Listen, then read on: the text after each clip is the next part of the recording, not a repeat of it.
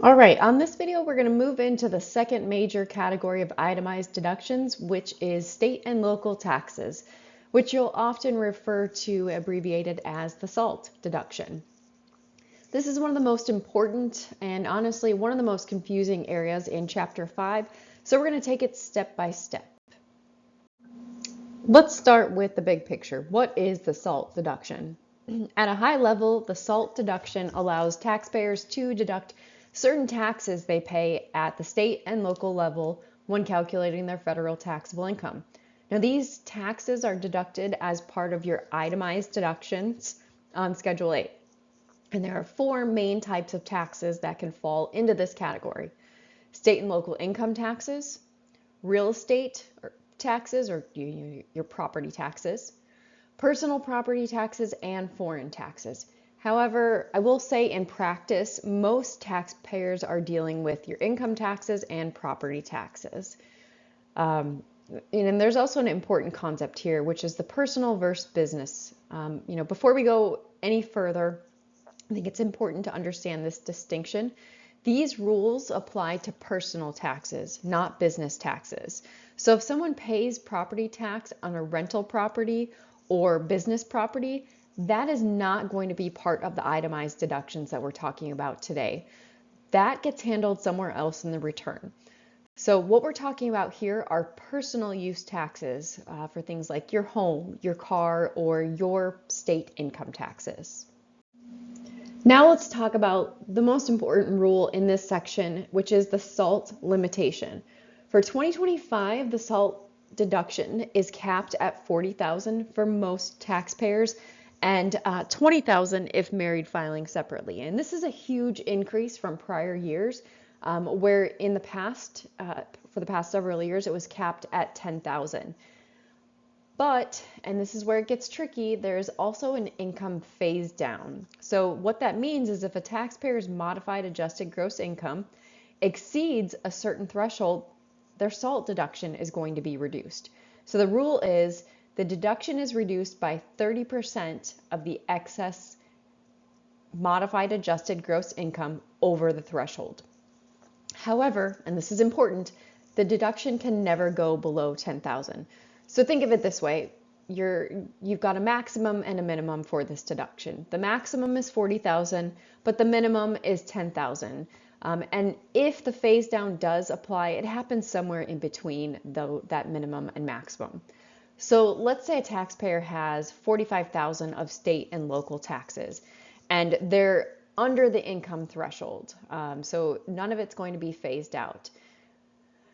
In terms of what their deduction is, it's going to be $40,000 because they're capped at that $40,000. Now, let's suppose their income is high enough to trigger the phase down. Their deduction might be reduced to something like $32,000 or $25,000, etc., depending on what their income level is, but it will never drop below that $10,000, no matter how high their income is. Now here's something that trips students up a lot, and that is the tax benefit rule. If a taxpayer deducts income taxes in one year and then gets a refund the next year, that refund may need to be included as income. And you may be asking, why is that? And the reason is if they already received a tax benefit from deducting it in a prior year, the tax system is basically undoing that benefit so that you don't benefit from it twice. Let's look at another really important rule, and that is that taxpayers can deduct either state income taxes or state sales tax, but not both. So there's a choice here. So you may be asking, when would someone choose to deduct sales tax?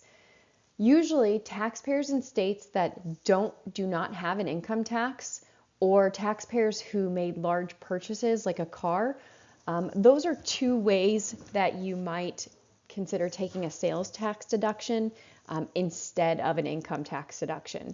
And there are two ways to calculate the sales tax. You can do it based on actual receipts that you have during the year from your purchases, or you can do it based on the IRS's sales tax tables. In practice, most people use the IRS tables because tracking receipts for your sales tax can be pretty difficult. Now let's talk about real estate taxes. There are taxes paid on real property, and these are things like your home or land that you own. These are deductible if they're based on the value of the property and they're imposed on a regular basis. So annual property taxes generally would qualify.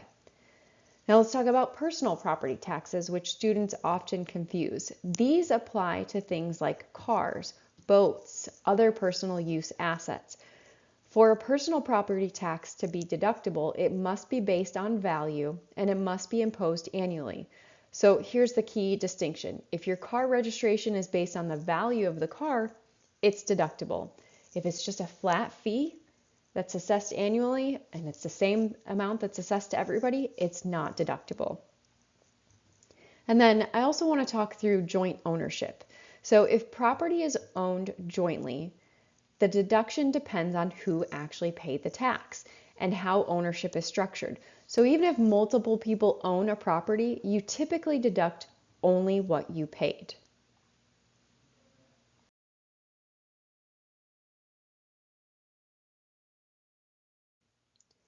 Lastly, I want to walk through foreign taxes.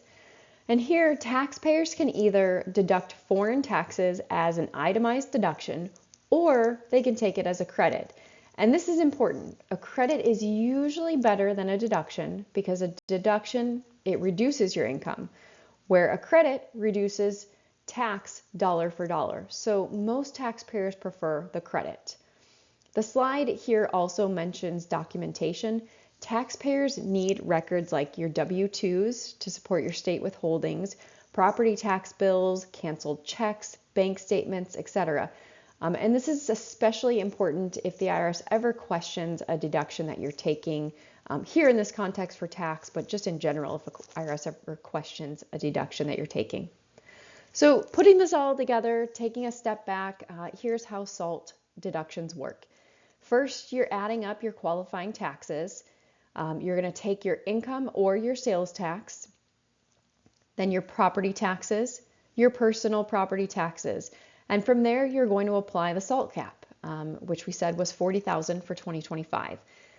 You'll apply your phase down if your income is above a certain threshold, and figure out whether or not your $40,000 needs to be reduced down. Reduced, but then of course never reduced below that $10,000 minimum, and you'll get a final number that goes on Schedule A. And why this matters is that the SALT deduction is one of the largest itemized deductions for many taxpayers.